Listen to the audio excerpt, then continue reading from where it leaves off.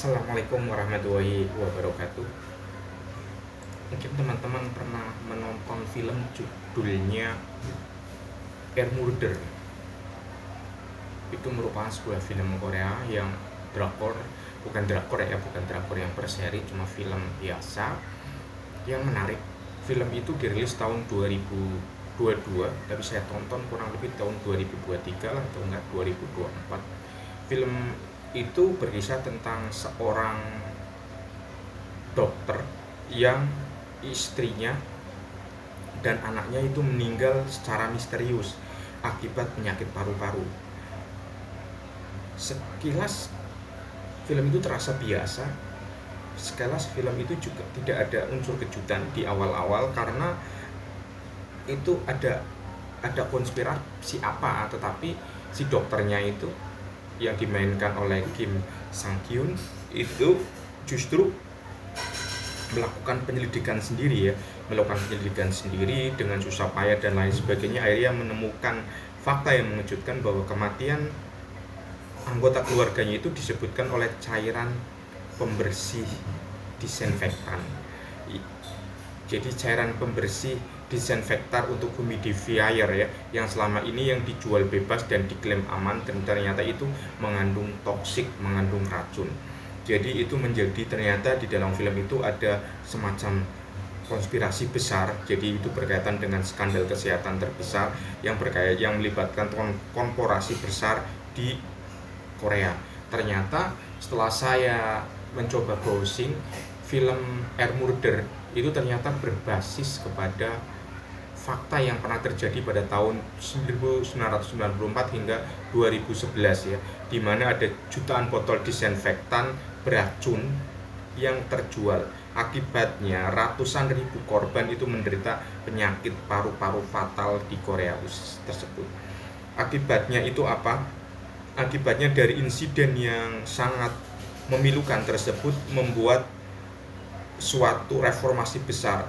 Masyarakat Korea sejak itu sangat memperdulikan tentang perlindungan konsumen. Dibuat juga undang-undang perlindungan konsumen yang sangat nyata. Undang-undang dibuat juga, memperkuat juga badan perlindungan konsumen yang sangat besar. Saya agak peduli dengan isu tersebut hingga dia saya mencoba mencari browsing atau melakukan riset kecil-kecilan berkaitan dengan insiden tersebut ya, berkaitan insiden disinfektan. Jadi dari di situ, dari beberapa informasi yang saya baca, bahwa insiden tersebut itu telah menyebabkan kurang lebih ya, 50 juta warga Korea itu terekspos akibat cairan disinfektan tersebut. Kemudian 1.500 orang diantaranya itu mengalami sakit dan dibawa ke rumah sakit, dan lebih dari 230 orang itu meninggal. Dan itu menjadi semacam tragedi yang menjadi bencana berkaitan dengan kelalaian dalam perlindungan konsumen ya. Dan itu padahal di negara yang Korea Selatan gitu ya, apalagi di negara-negara berkembang di Indonesia, di mana perlindungan konsumen itu masih ini ya, masih menjadi isu yang seksi gitu kan, masih menjadi isu yang seksi. Saya akan memandangnya itu di mana dan seperti apa sih sebenarnya perlindungan konsumen di Korea Selatan. Karena saya pernah 2 kali ke sana, ke Korea Selatan, dan saya melihat bahwa Korea Selatan itu menjadikan konsumen itu adalah suatu hal yang sangat istimewa. Jadi mereka itu memberikan perlindungan konsumen. Ketika ada suatu permasalahan, mereka langsung meminta maaf atau akan memberikan klarifikasi. Dan ternyata itu mereka memiliki lembaga khusus ya. Ada badan khusus perlindungan konsumen. Saya mencoba membukanya, kemudian saya mengakses beberapa brosur yang berkaitan dengan Badan Perlindungan Konsumen, ternyata tagline-nya menarik. Tagline-nya mereka itu adalah always stand on the customer side. Jadi mereka selalu membela konsumen. Itu adalah tagline dari Korea Consumer Agency. Jadi itu menunjukkan bahwa KCA itu merupakan lembaga yang sangat mengutamakan mempedulikan dan memberdayakan konsumen, dan mereka selalu always stand on the customer side. Mereka selalu berdiri, mereka selalu mendampingi, posisi mereka itu selalu berkaitan dengan konsumen. Apa yang menarik dengan berkaitan dengan lembaga konsumen? Saya kira kalau saya melihat di situsnya ataupun di bukletnya, ya ini menjadi salah satu lembaga tunggal atau lembaga yang memang fokus untuk melakukan perlindungan konsumen, di mana tugas utamanya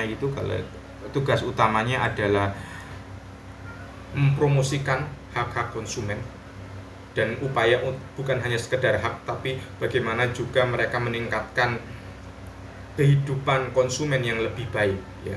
Jadi konsumen itu menjadi salah satu elemen penting dalam ketahanan dalam perekonomian suatu negara. Misi utama yang berkaitan dengan lembaga konsumen Korea itu adalah berkontribusi untuk meningkatkan quality of life, quality of people life. Jadi mereka berusaha untuk selalu meningkatkan kualitas masyarakatnya dengan apa? Adding value, dengan menambah value, dan selalu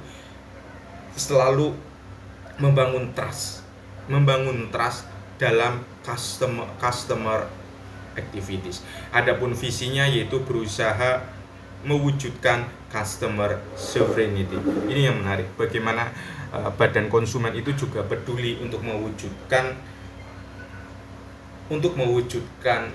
konsumen yang berdaulat. Slogannya ya balik lagi yang tadi itu ya, salah satu slogannya itu adalah add the value to consumption and build trust in the market. Jadi bagaimana menambahkan nilai untuk konsumsi tetapi juga membangun kepercayaan untuk pasar. Core nilainya itu adalah customer oriented, kemudian fairness and trust, innovation and growth, cooperation and communication. Jadi komunikasi dikaitkan dengan kooperasi, dikaitkan dengan corporation. Yang pertama kita bahas tentang core value-nya berkaitan dengan customer orientation. Ketika lembaga konsumen itu fokusnya berorientasi kepada konsumen, maka segala upaya, segala kebijakan, segala perundang-undangan akan fokus ke konsumen. Konsumen itu menjadi nilai utamanya. Konsumen itu menjadi target orientednya yang jelas. Kemudian bukan hanya konsumen, tetapi juga lembaga konsumen harus juga melihat juga kepada pelaku usaha, karena itu diperlukan adanya fairness dan trust. Jadi lembaga konsumen dengan upaya membangun fairness dan trust, maka di situ ada aspek keadilan, ada aspek kesetaraan, kemudian nantinya akan timbul rasa kepercayaan dari masyarakat. Lembaga konsumen itu juga harus terus innovation and growth, bukan hanya sekedar menerima keluhan, hanya sekedar menerima pengaduan, hanya sekedar duduk di belakang meja, tidak, tetapi harus terjun ke masyarakat. Dia harus terus berinovasi dalam melakukan pelayanannya, dia harus bisa mendengar atau social listening, dia juga harus selalu tumbuh menjadi mitra pemerintah dalam membangun perekonomian berkaitan dengan konsumen. Kemudian dia juga menjadi mitra untuk bekerja sama dengan berbagai pihak dan berkomunikasi bukan hanya dengan konsumen semata tetapi juga kepada korporasi.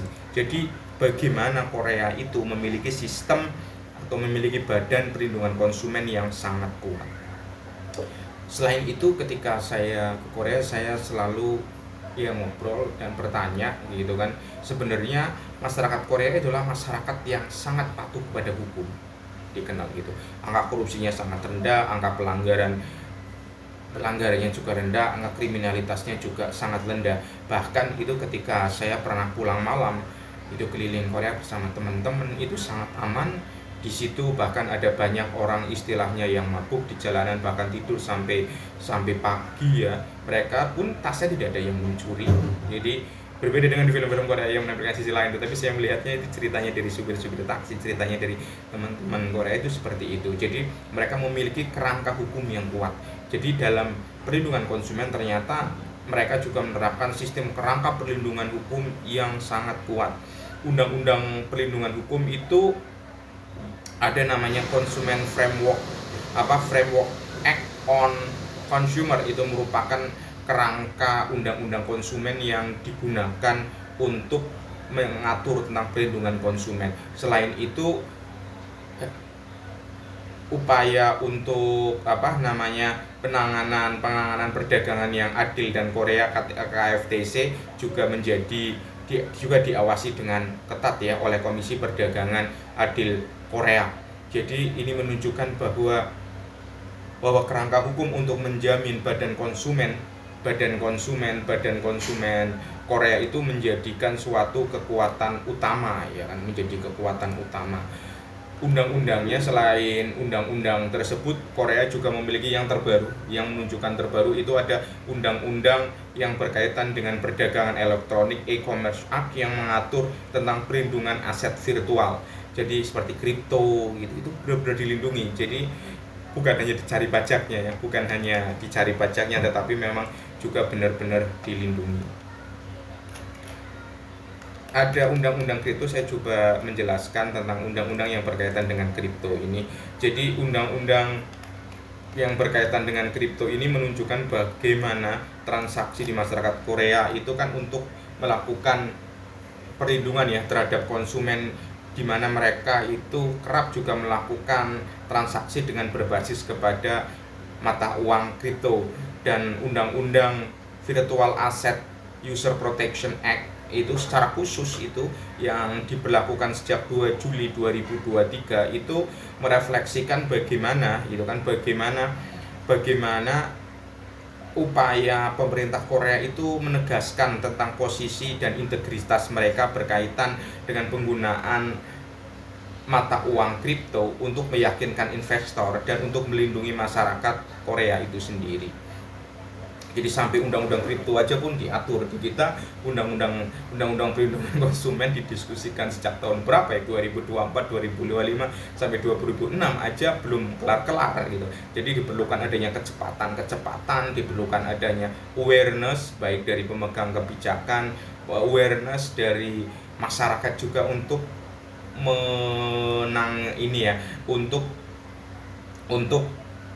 untuk mendorong adanya perubahan. Yang menarik juga ketika kita bersengketa, masyarakat Korea itu bersengketa berkaitan dengan konsumen atau mereka merasa dirugikan, mereka juga bisa melakukan pengaduan. Mereka bisa mendorong adanya mediasi untuk menyelesaikan sengketa melalui Consumer Dispute Settlement Commission. Tetapi Consumer Dispute Settlement Commission ini berada di bawah naungan KCA, di bawah naungan Badan Konsumen Korea. Jadi di bawah KCA, Badan Konsumen Korea itu selain tadi ya ada tugas-tugasnya yang tadi yang sudah saya jelaskan, itu juga melakukan penyelesaian sengketa. Jadi Badan Penyelesaian Sengketa itu berada di bawah penanganan Badan Konsumen Nasional. Jadi ada penyatuan. Ketika kita bisa belajar dari Korea, maka di situ ada penyatuan Badan Konsumen. Jadi hierarkinya sangat jelas, tidak terpisah-pisah. Kalau di Indonesia kan terpisah-pisah, ada Badan Pelindungan Konsumen Nasional, kemudian ada BPSK, kemudian ada Lembaga Perlindungan Konsumen Swadaya, ya kan, kemudian ada Dirjen Perlindungan Konsumen. Jadi ada banyak lembaga sehingga penyelesaian sengketa itu menjadi lama gitu. Dan itu dengan adanya penyatuan, minimal dengan adanya koordinasi di bawah Badan Perlindungan Konsumen Nasional, maka itu alurnya akan menjadi lebih mudah. Hal yang menarik juga yang Korea itu berkaitan dengan sistem perlindungan konsumen, itu bukan hanya melindungi warganya saja, tetapi juga mereka melindungi konsumen wisatawan ya. Karena itu mereka menyediakan laporan penerjemahan untuk penerjemah dari berbagai bahasa asing termasuk Indonesia, untuk ketika terjadi suatu sengketa. Ini menunjukkan bagaimana ketika kita ingin membangun trust di bidang pariwisata, salah satunya juga kita harus kita harus berusaha, kita harus bergerak bersama untuk juga menjamin perlindungan konsumen bagi wisatawan. Dengan demikian, ketika kita bisa membuat perlindungan konsumen yang baik, maka kita bisa mendatangkan wisatawan yang lebih banyak, karena ketika warganya saja percaya dengan perlindungan konsumen yang ada di Indonesia, maka apalagi itu kan wisatawan asing yang berbelanja berbagai kebutuhan ataupun melakukan transaksi baik bisnis ataupun transaksi pembelian souvenir. Saya kira itu menjelaskan bagaimana tentang perlindungan konsumen di Korea Selatan. Terima kasih. Assalamualaikum warahmatullahi wabarakatuh.